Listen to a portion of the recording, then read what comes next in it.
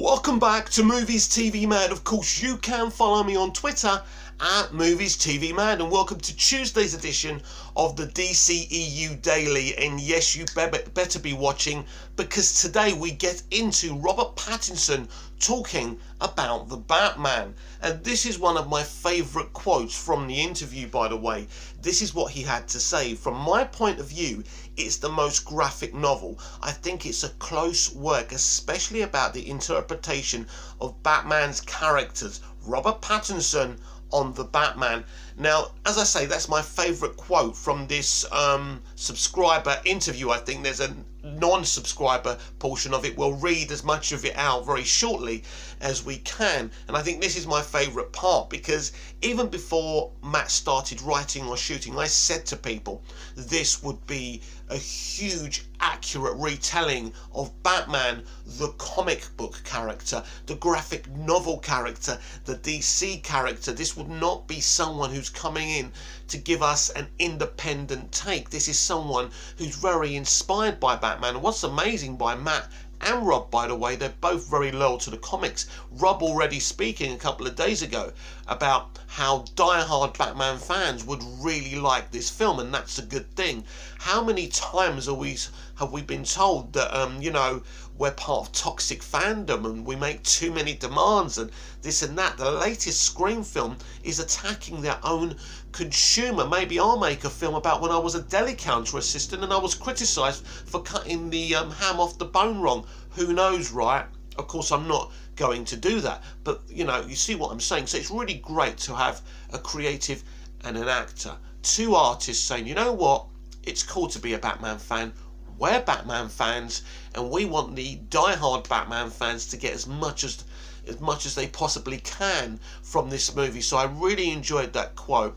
And I also predicted at the time, I said we would get a Bat family, we would get it all, and this is exactly what we're going to be getting, not just in this movie that's just under 3 hours, amazingly, but in the other two movies, the HBO Max spin-offs as well. So very, very exciting. But of course, Rob had a lot more to say about the Batman than just that.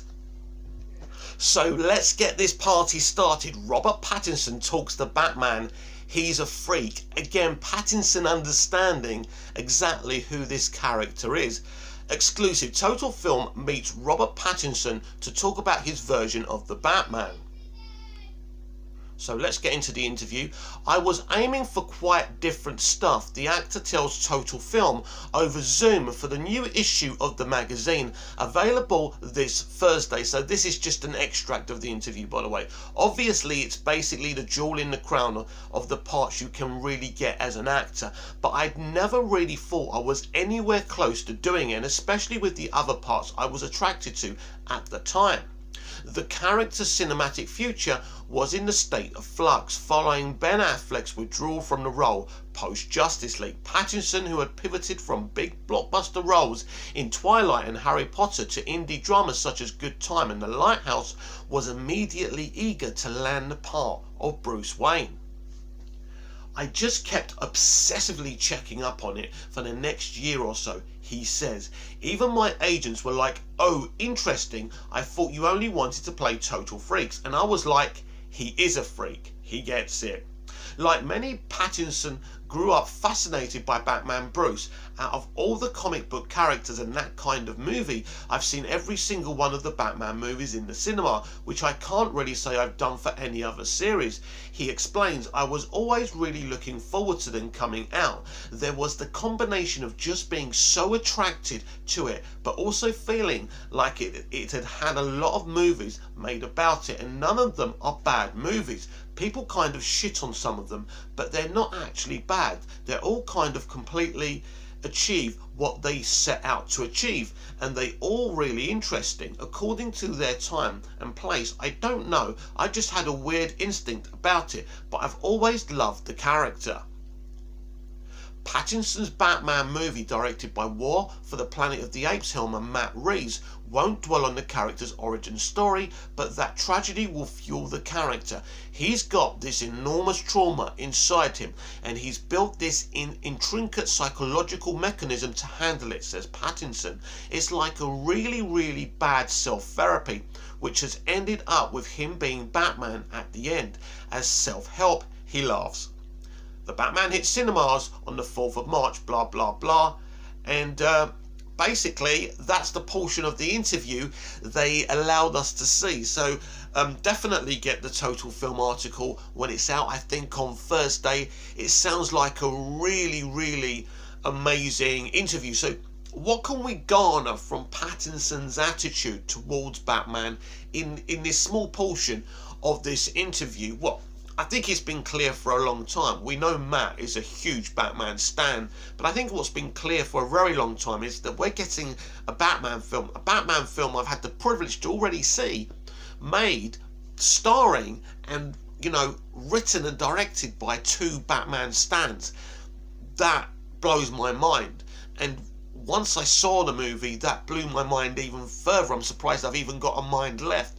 It really is made by a talented person, crafted by a talented person who loves Batman, who loves DC. Imagine being a Batman stan, a DC stan, who gets to mould your own Earth too. That's amazing in anyone's imagination, in anyone's realm of possibility. So it's amazing, but it's all very well being a fan of this stuff. We're fans of this stuff. Could we make a great Batman film? We probably think we could, but we probably couldn't. This man, Matt Reeves, has proven what he's capable of. And so to listen to these guys talk, and I could listen to Reeves and Pattinson talk about the Batman all day. Why is that? Because they're fans. They enjoy talking about this. And this is why there's millions of you online loving these two men. They're so positive. They don't talk down to us because they are the same as us. They love Batman. They love DC. They have made a labour of love. And that's the whole point here. And this is why you should be excited. I'm not just telling you to watch it as a YouTuber, right, to get your view or to get your like. I'm telling you that I am being genuinely honest with you as a fellow fucking geek, that the Batman is an epic DC movie, an epic attempt to adapt Batman. And this and Batman's universe, it really is. And as Rob says in this interview, people try and shit on other Batman movies, but you enjoy what you like. I like to talk about what I love rather than what I hate. Of course, I'm a YouTuber. Sometimes I do have to mention stuff I don't like. It's it comes with the territory, doesn't it? But yeah, there's nothing to hate about this film. Basically, if you love Batman, you're spending nearly 3 hours in the company of a film that loves Batman as well. But he absolutely takes a deep dive into this character and this universe. It is dark, it is gritty, but at times, not a lot, but at times it also can be funny as well. It's just an amazing, sub-level experience that I've never had watching any movie before. And it did remind me of watching Seven, something like that, or watching any Fincher movie, or something like that. But you still know throughout the movie you're watching a DC movie, you're watching a Batman movie. It was fun, it was intense, and by the end of it, it was emotionally drained. So great words from Rob again. He seems very excited about the movie, also a little bit nervous, and that's very, very understandable. So yesterday there was a Restore the Snyderverse campaign on Twitter. Most people were pure and positive. Unfortunately, some people try to attack James Gunn again. We'll get into that a little bit later on, because I was hugely disappointed in that, and I will distance myself from negative people. But anyway, someone put this up, which I found very, very interesting, because I'd never read this before. I think it's from the AT&T Museum, and the stuff from Jeff Johns and Zack Snyder's and Jim Lee's pictures and notes, if you remember. So I never knew this about the third movie, Justice League 3, so let's give this a read. Darkseid's full-scale invasion begins, and it's too much for the Justice League to handle on their own, but they won't have to. Led and inspired by Superman, the countries of the world come together. Armies and forces, Wonder Woman and her mother lead the Amazons of Themyscira to join the war. In the oceans, Aquaman pleads to the Seven Kingdoms, declaring there is an eighth surface world, and they must be allies, not enemies. The Seventh Kingdom rises to join the Amazons and the surface. The entire world becomes a Justice League. In a Lord of the Rings-like finale, the history of the three armies that first battled Darkseid echoes itself today. The world of men, the Amazons, and the Atlanteans. As the battle continues, Green Lantern joins the fight along with the Green Lantern Corps. It's the entire DC universe together. For the very first time on that ever been seen, battling to save the world together. Sorry if I didn't read that properly, but it sounds amazing, doesn't it? It really does. So you've got all these DC characters. You've got the Green Lantern Corps. You've got the Atlanteans. You've got the Themyscira, and Wonder Woman's gone to them. So basically you've got all these countries on Earth. You've got all these other beings fighting together to defeat Darkseid. So everyone is the Justice League. Now, I kind of knew about Superman leading a meta-human army. That was one thing, but this is on a huger scale and very exciting. And what Snyder was attempting to do here, of course, was saying, that's what I did. That's why I showed the flashback of the old Atlanteans, the old Amazonians fighting together, and the old Lantern Corps fighting together, because I was going to have the new age of these beings and these people and human beings and everyone fighting together at the end of the movie.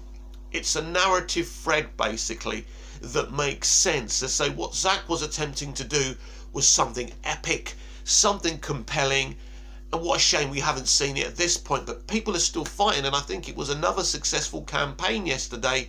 But as I say, it's very sad that people are still trying to attack James Gunn because he happens to not be Zack Snyder. And I saw one thing which was very, very disgusting that I just don't want to go into.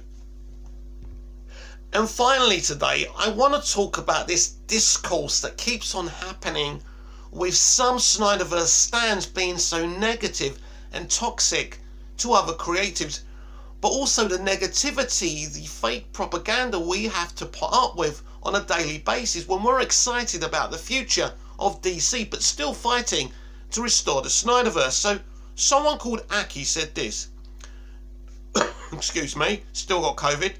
Nobody can save the DC anymore. Boycott WB. Something that always triggers me. Of course, if you want to boycott WB, you can. But this is what James Gunn had to say to that. By the way, that wasn't directly directed at James, but clearly they were talking about what James was doing with Peacemaker in the Suicide Squad universe. This is James. DC is not one thing. A beautiful aspect of comics and films based on comics is they can be in any genre and for many ages. Most of us are comfortable seeing a variety of feels in our comics, films and shows, and I think this is a great take. And I quote tweeted this with a thread that I want to read to you, because this is me trying to explain what's going on, but people still trying to sell fake propaganda, and unfortunately some fans buying it, not many, thank God for that. Anyway, I mean, I can't say any better than James has. These things are certainly not settled on these platforms. The DCEU from its inception didn't have enough to attract the die-hard comic book fans or the normie audience, so let me explain what is happening, Fred. So in 2018, after the Justice League debacle, Walter Hamada was brought in. The advantages of him are the studio know him, trust him, and he built a successful horror franchise at New Line, a WB company. So what is Walter's plan? The plan is the worlds of DC, or as we know it now, a multiverse strategy. The idea is that the multiverse is the franchise, the DCEU, and anything you have ever seen in DC live action, past and present, so it will be an entire expanded universe.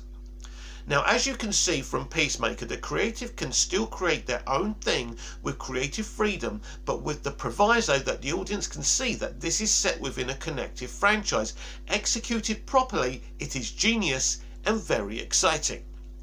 For example, James in Peacemaker has used some fun gags to mention Superman, Batman and Aquaman, and even a Black Adam Easter egg. This is a quick, fun way of connecting the universe without taking away from James' vision.